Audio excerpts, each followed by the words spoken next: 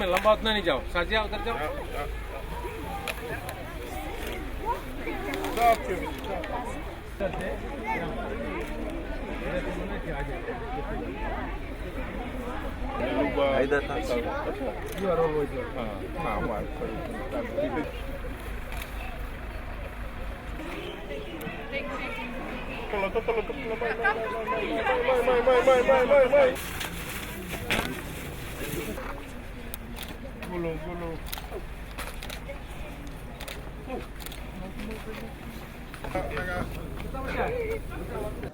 In a way, fortunate that only 30% of our schools are affected because cyclone did not affect the whole country.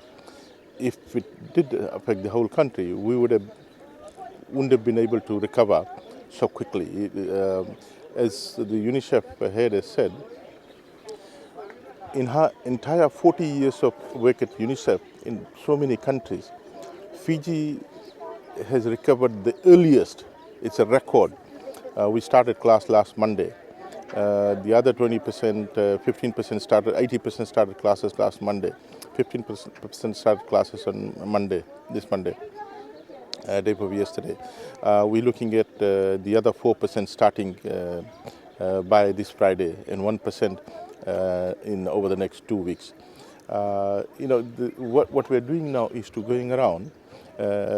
One, we are erecting tents, temporary learning space, at schools where they've lost classrooms so that classes can resume.